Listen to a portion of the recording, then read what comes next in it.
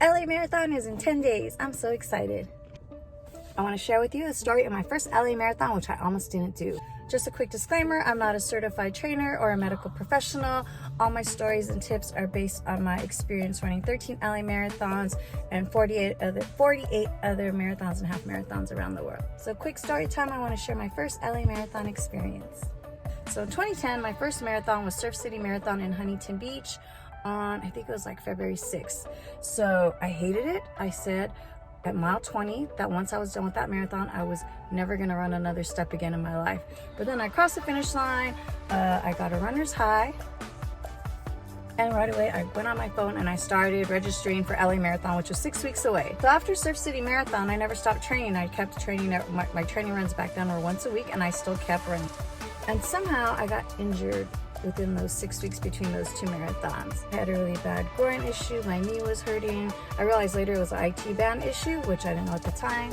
So all my friends and family knew I was injured, and LA Marathon was on March 21st, 2010. It was gonna be the 25th LA Marathon and also my 39th birthday. So because I was injured, I was listening to everybody else who was telling me that I couldn't run it, right? My sisters, other runners, and my boyfriend at the time. But he was of a religion that doesn't celebrate birthdays, so I knew I was going to end up not doing anything that day.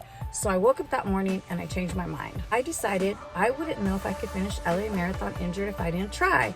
So I got up, I got ready to go to the marathon. Everyone was still surprised I was going to do it. I went to the start line with my run group at the time, which was a church running group, and everyone was really worried about me. But the way I planned to do it was I had already mapped out all of the medical aid stations. So I think the first one was at mile 3, the next one was at mile 7. And I said, I just need to go from the start line to mile 3 to that medical aid station. And if I can't do it anymore, I'll stop. So I started running. I made it to the mile 3 medical aid station. I made it to mile 7, and I just kept going. I probably through some of it even had to do like a run walk interval. But now I finally get to like mile 25, and one of the runners from my church group calls me. So I answer my phone, and she's saying, Tony, I just finished the race. She's like, are you doing okay? Were you able to finish? So I replied back, yeah. I was like, I'm actually at mile 25. I'm almost done too.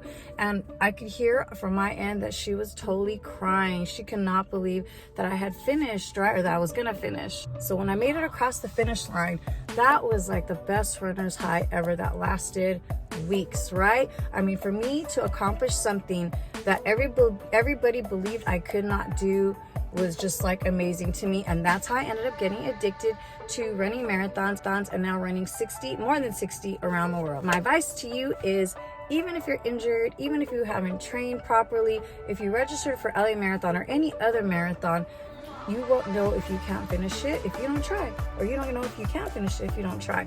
So just get up, try your best, take your time. When I did it, you had 8 hours to finish LA Marathon, which would have been an 18-minute per mile pace. Now it's 6 hours and 30 minutes, which is still a 15-minute per mile pace.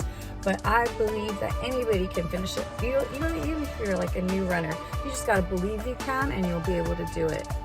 So that's my advice. You will know if you don't try, and good luck to all the LA Marathon runners.